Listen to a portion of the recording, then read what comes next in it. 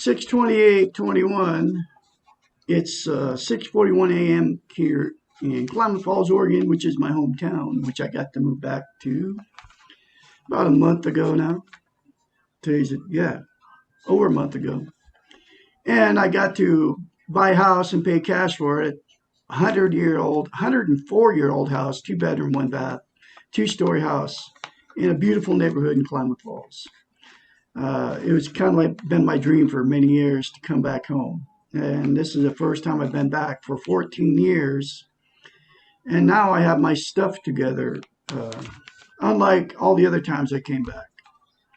I got plenty of money coming in, retired military, Social Security coming in.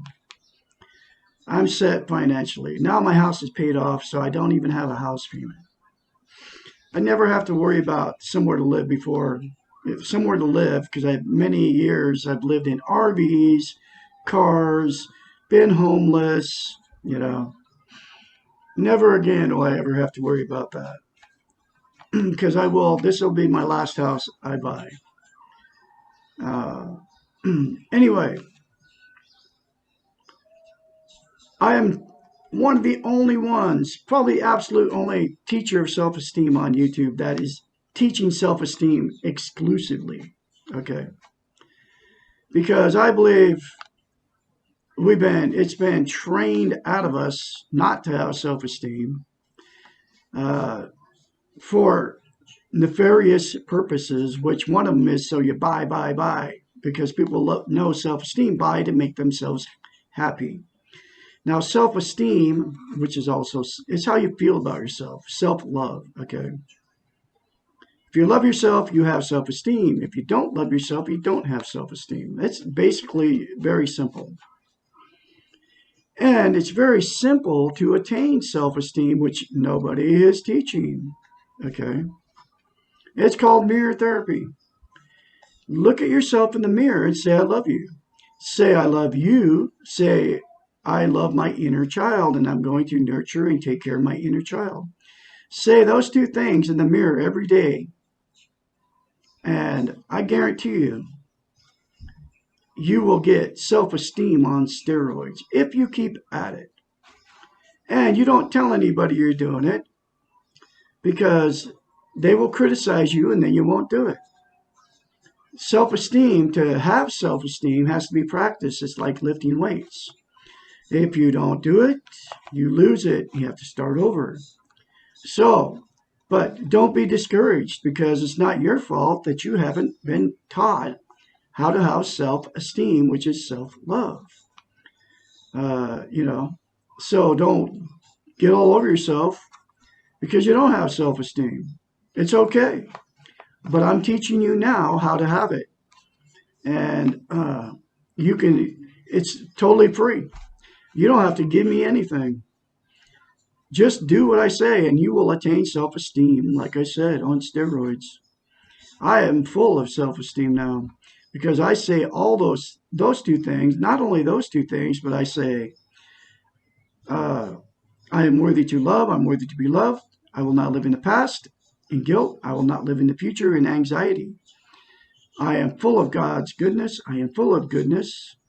I am a good person. I'm a good father. I'm a good grandfather. I'm a good husband. All good things are coming to Douglas Bickford. The bottom line is, I'm a good musician. I'm a good cook. I'm a beautiful person, inside and outside. The more you say to yourself in the mirror, positive, the more positive will come to you. It's true.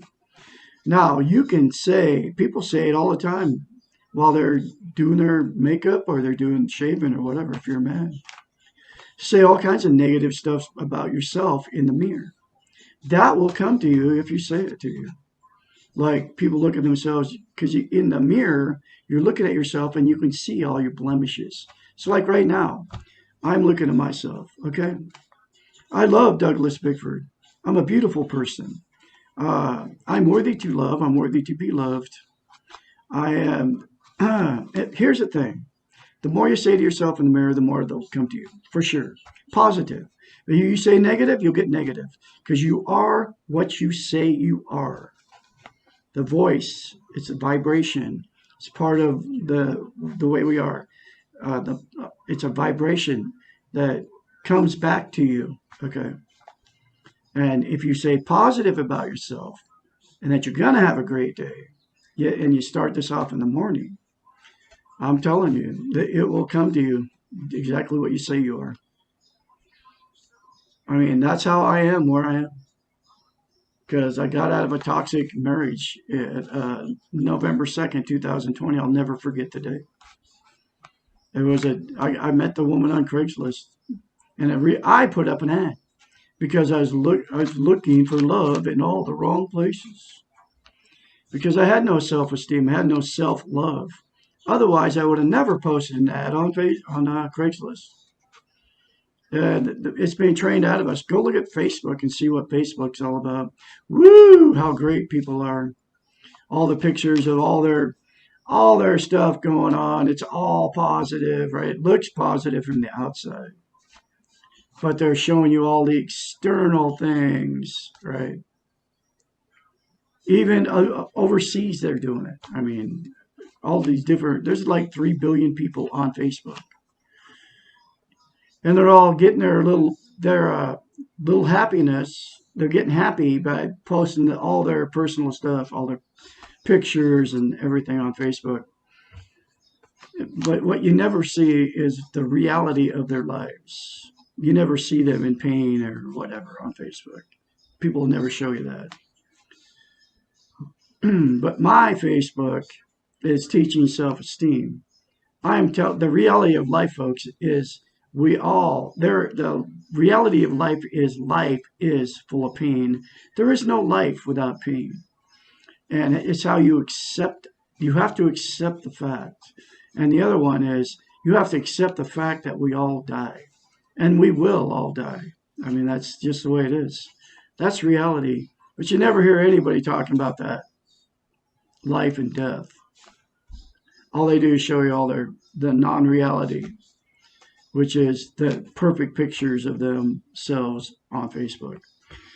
Anyway, I'm going through the book, Portable Chapter, Portable Therapist, by a doctor of psychology, Susanna McMahon. This is where I'm getting all my information from.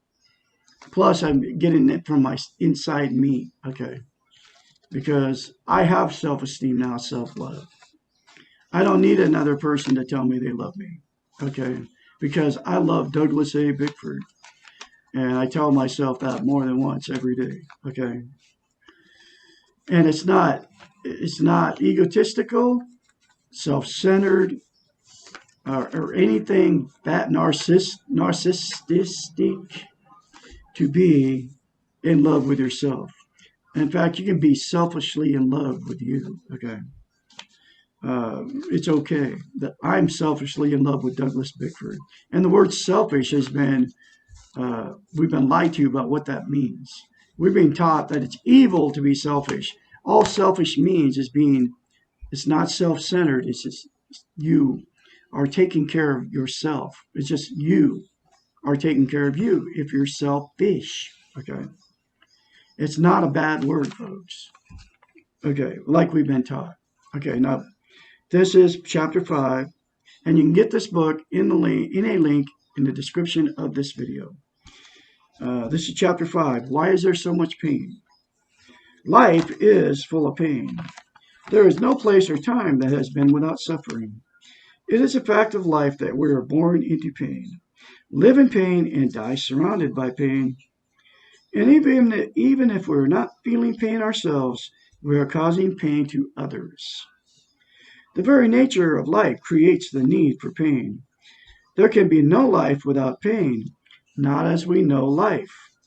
When this question is asked, the therapeutic answer is, however, not the philosophical one just given.